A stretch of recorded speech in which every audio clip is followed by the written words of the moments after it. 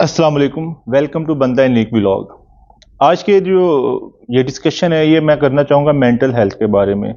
मेरे हाथ में चाय और ये वाक़या जो मेरे साथ 2018 में पेश आया था, जब मैं हाफ़िज़ाबाद डीएचक्यू में इमरजेंसी में ड्यूटी कर रहा होता था इवनिंग टाइम में 2 से 8। ये वाक़या उस वक़्त पेश आया था। इस वाक़ये में ये बताना चाहूँगा कि हमारे मुआशरे में लोग मेंटल हेल्थ, ज़हनी सुकून को इतना इग्नोर करते, इतना उस पे तवज्जो ही नहीं देते या किसी की कोई मेंटल हेल्थ नाम की कोई चीज़ होती भी या नहीं है।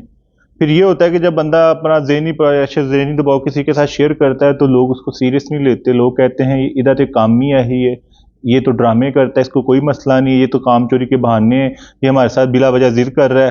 पर अगला बंदा डिप्रेशन, एंग्ज़ायटी और ज़हनी तनाव में इतना ज़्यादा होता है कि वो बेचारा एंड पे क्या करता है, जब उसकी कोई दाद रसी नहीं होती, कोई उसकी बात को नहीं समझता, कोई उसकी बात को सुनना ही नहीं चाहता। समझना तो दूर की बात है, फिर वो बंदा ऐसा कदम उठाता है जिसके लिए वो जो उसके जो घरवाले होते हैं वो सारी उम्र पछताते रहते हैं कि काश हम इसकी बात सुन लेते।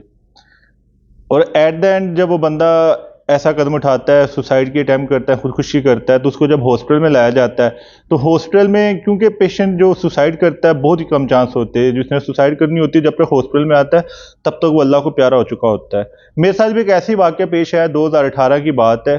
तब मैं ड्यूटी कर रहा होता था इवनिंग। मेरी ड्यूटी होती थी 2 से 8।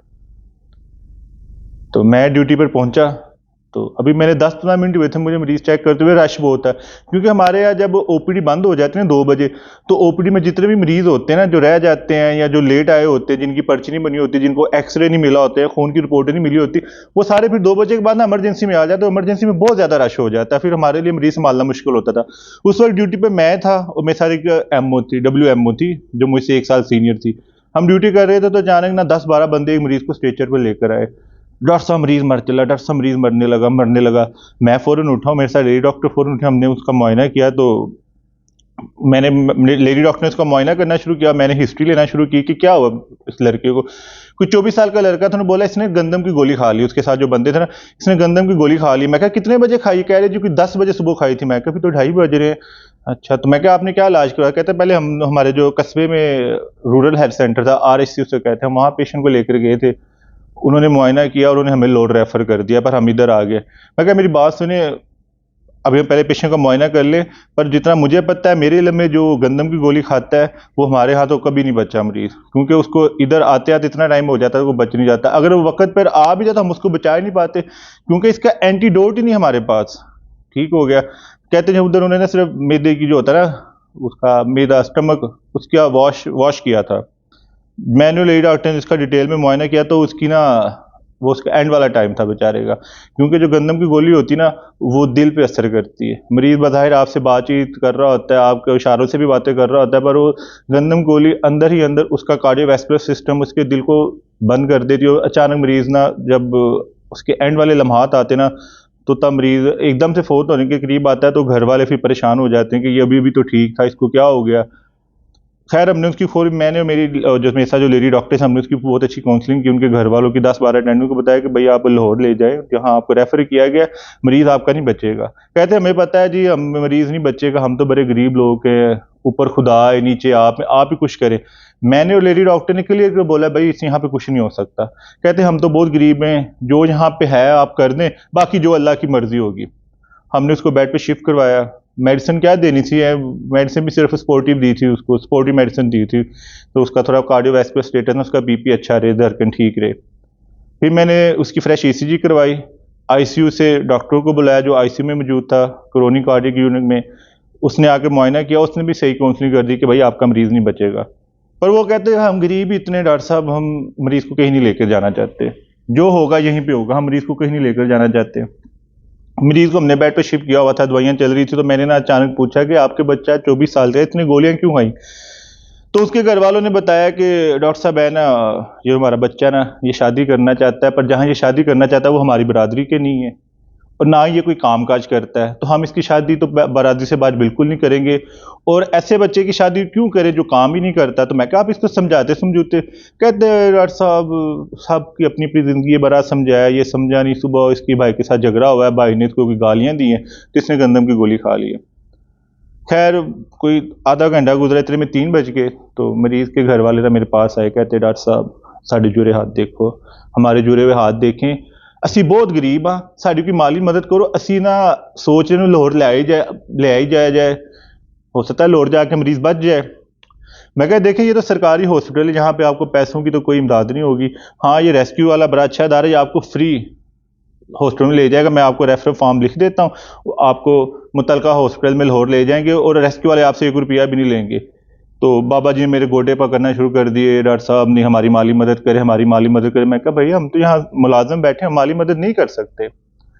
खैर इतने में मैंने उनको नंबर भी नहीं था मिलाना आता, मैंने फिर उनके मोबाइल से रेस्क्यू वालों का नंबर मिलाया, रेस्क्यू वालों को बताया। वो कह रहे जी अभी हमारे पास गाड़ी नहीं है, आधे घंटे तक हम हमारी गाड़ी मिल जाएगी तो हम ना मरीज को शिप कर देंगे। अब मरीज को दवाइयाँ चल रही हैं। लेडी डॉक्टर जो थी वो भी मैं और वो काम कर रहे थे, तो उसने चाय मंगवाई लेडी डॉक्टर ने, क्योंकि मरीज बहुत ज़्यादा होते थे, हम चाय पीते रहते हैं ड्यूटी करते हुए, रश इतना होता है। ओपीडी का रश खत्म किया था, ज़हनी तौर पे भी थके हुए थे। लेडी डॉक्टर ने अपनी चाय पकड़ी और वो बाहर चली गई, क्योंकि मैं जूनियर था, मैं फिर वहाँ बैठ के मरीज देखता रहा, चाय पीता रहा। इतने में वो मरीज ना सीरियस हो गया। जब मैंने आधी चाय पी तो मरीज सीरियस हो गया, मरीज ने एंड वाले सांस लेना शुरू किए। तो जो उसके घर वाले थे, जो पूरा घंटे से अपनी दुख अपनी दुहाइयाँ सुना रहे थे, हाथ जोड़ रहे थे, गुर्बत बता रहे थे कि हम कहीं नहीं लेके जा सकते, और आपस में लड़ रहे थे कि तेरी वजह तो जहर खादा, तेरी वजह तो जहर खादा, तू इन्हू मजबूर किया, तेरी वजह तो जहर खादा है। और वो सारे लोग ना मुझे चाय पी, जब मरीज ने एंड वाले सांस लेना शुरू किए और मैं चाय पी रहा था और साथ मरीज भी देख रहा था, तो वो 10-12 बंदे देखा, ओए मरीज मर रहा है, डॉक्टर चावा पी रहे ने। वो 10-12 बंदे जो पहले हाथ जोड़ रहे थे, वो मेरे टेबल, छोटा सा टेबल होता है 4x4 का, उसके ऊपर आके ठा ठा जो उन्होंने मुझे माँ बहनों की गंदी गंदी गालियां देना शुरू कर दी। और तू चावा पी रहे हैं, साडा मरीज मर रहा है, नाम की इनू चुको, दी इंज कर दे, दी मां नू इंज, दी भैन नू इंज, ओ इंज कर दो, चुको, इनू गड्डी च पाओ, ये करो वो करो। मैं तो फुल डर गया, मैं कहा यार ये क्या हुआ? हर चीज आपको पता है, हर चीज आपको शुरू से क्लियर है, आपको इची बीची मैंने बता दी कि आपका मरीज के साथ क्या होने वाला, कब तक वो जिंदा रह सकता है। अभी तो आप लोग मेरे आगे हाथ जोड़ रहे थे और अभी आप मेरा गिरेबान भी पकड़ रहे हो, मुझे गालियां भी दे रहे हो। खैर मैं चुप रहा, मैं कुछ नहीं बोला, मैं चुपचाप उठा हूं, जाके मरीज का ना मैंने थोड़ा झूठा सीपीआर, जिसको कहते हैं सोशल सीपीआर, जिस सीपीआर का कोई फायदा नहीं होता, सिर्फ घर वालों की तसल्ली के लिए मैंने जाके सीपीआर शुरू किया। साथ नर्स को बुलाया, डिस्पेंसर को बुलाया, हमने मरीज को जो हो सकता था वो किया है सीपीआर के मामले में। तो साथ ही ना उनकी कोई 10-12 खवातीन भी ना आ गई अंदर, और वो हाय केहो जे डॉक्टर ने मरीज मार रहे ने, चामा पी रहे ने, केहो जे डॉक्टर ने। उधर बंदे मुझे गालियां दी जाए, मैं मरीज का सीपीआर कर रहा हूँ, सोच रहा हूँ कि यार इसमें मेरा क्या कसूर है, इसने गंदम की गोली खाई, आप लोगों ने इसको मजबूर किया गंदम की गोली खाने को। आप घर में इसकी बात सुनते, अपनी जिद छोड़ते, इसको बिठा के समझाते, अगर फिर भी ना समझता तो आप लड़की वालों को जाके समझाते कि भाई ये मसला है, हमारे बच्चे जवान है, कुछ गलत कदम ना उठा ले, हम मिल बैठ के कुछ कर लेते। झूठी ईगो, झूठी इज्जत, झूठी अना की खातिर आपने बच्चे को इतना ज़हनी दबाव में रखा है कि वो बेचारा खुदकुशी करने पे मजबूर हो गया, 24 साल का नौजवान लड़का। तो मैं तो बड़ा परेशान हुआ उस टाइम, मैं कहा ये तो मुझे मार देंगे। और इस तरह की मॉब लिंचिंग तो किसी केस में भी नहीं जाती, किसी खाते नहीं गिनी जाती। अगर आपको कोई 50-100 हजूम मार दे तो आप तो किसी खाते में नहीं आते। तो मैं बड़ा चुपचाप, मैं कहा या अल्लाह मैं क्या करूं, अकेला था मैं ड्यूटी पे, इमरजेंसी, डीएचक्यू की इमरजेंसी में। तो मुझे एक बाबा जी याद है जो जिन्होंने मुझे पूरी डिटेल बताई थी ना। तो बाबा जी को आया गुस्सा, बाबा जी ने फिर अपने बंदों को गालियां निकालनी शुरू की, जो मुझे गालियां दे रहे थे, कह रहे कि यार डॉक्टर का की कसूर है इस मामले च, डॉक्टर का की कसूर हो, तो अपनी कोशिश पूरी कर रहे कि बच्चा बचाने दी, ਤੁਹਾਡੀ वजह तो ਜ਼ਹਿਰ ਖਾਦਾ, ਤੁਸੀਂ मेरे बच्चे के कातिल हो, ਤੁਸੀਂ डॉक्टर ਨੂੰ क्यों कुछ कह रहे हो, डॉक्टर ਨੂੰ करो तो डॉक्टर जो कर रहे हैं।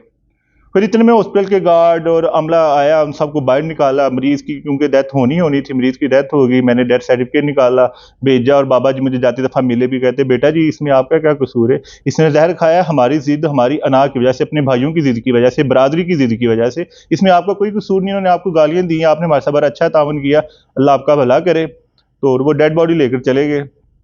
तो ये सब आपको बताने का मकसद ये है कि हमारे मुआशरे में ना जो मेंटल हेल्थ होता है इसको कोई सीरियस नहीं लेता। यही वजह जो डॉक्टर स्पेशलाइजेशन करने आते हैं, कोई भी मेंटल हेल्थ साइकियाट्रिस्ट में, साइकोलॉजिस्ट में स्पेशलाइजेशन नहीं करना चाहता। उनको पता है यहाँ मरीजों का कंसेप्ट ही नहीं है मेंटल हेल्थ का। लोग अगर आपके गली मोहल्ले में, घर में कोई ऐसा बंदा है जो ज़हनी दबाव, ज़हनी प्रेशर का, एंग्जाइटी का शिकार है, जो परेशान रहता है, जिसका मूड लो रहता है, तो हम एज ए सोसाइटी हम उसको सीरियस नहीं लेते। हम कहते हो ये तो ड्रामे कर रहा है, ਇਹਦਾ काम ही यही है, ਇਹਦਾ ਤੇ काम ही बन गया इस तरह करना, एक काम चोर है, ठीक हो गया।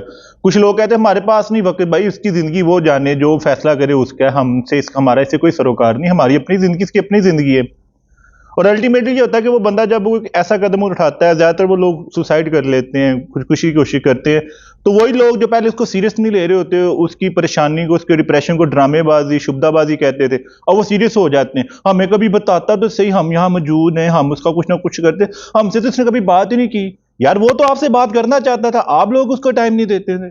अपनी ज़िंदगी में इतने मसरूफ़ थे, आप उसके मसले को ड्रामेबाज़ियाँ कहते थे, फिर आप बाद में मगरमच्छ के आँसू बहाना शुरू कर देते हैं। और मेरे मुताबिक जो मेरे साथ वाक़या पेश आया है, उसमें ये हुआ है कि वो लोगों ने बच्चे की कोई बात नहीं सुनी, उसको इस हद तक ज़लील किया, मजबूर किया, इग्नोर किया कि उसने सुसाइड कर ली है। इतने उसको ताने दिए गए, इतने उसका जीना मुश्किल किया गया कि उसने मौत को गले लगा लिया कि इन्होंने मेरी बात नहीं सुनी, ना इन्होंने मेरे मसले का कोई हल निकाला, मैं खुद को मार ही लेता हूँ, मसले ख़त्म हो जाए। अब वो लोग जो उसके घर वाले थे, वो सारी उम्र किसी को ये नहीं बताएंगे कि इस बच्चे ने हमारी वजह से खुदकुशी की है, हमने इसकी बात नहीं सुनी, हम इसके कातिल हैं। वो सबको यही बताएंगे, वो हम तो हॉस्पिटल लेके गए थे गंदम की गोली खाने के बाद, डॉक्टरों ने नहीं बचाया इसको, वो डॉक्टर चाय पी रहा था जब हमारा मरीज मर गया। खैर, अब ये ऐसा कोई टॉपिक है जिसके ऊपर जितना भी बात की जाए वो कम है। मैसेज मैं यही आपको दूंगा कि यार आपके घर में कोई ऐसा बंदा है जो फिजिकली ठीक है, पर वो आपको पता होना चाहिए कि ये मेंटली ठीक है या नहीं, इसको कोई मसला तो उसको मसले को बैठ के हल करें। बाद में पछताना पड़ेगा या दूसरों को ब्लेम करना, जैसे मेरे केस में हुआ, तो मुझे ये अभी भी पता है, ये 2018 की बात, अभी 2024 आ गया। वो यही कहते होंगे डॉक्टर ने नहीं बचाया, वो कभी नहीं बोलेंगे हम खुद अपने बच्चे के, अपने भाई के, अपने बेटे के कातिल हैं, हमने इसको जहर खाने पे मजबूर किया है। अल्लाह आपका मेरा हामी नासिर हो। अल्लाह हाफिज़।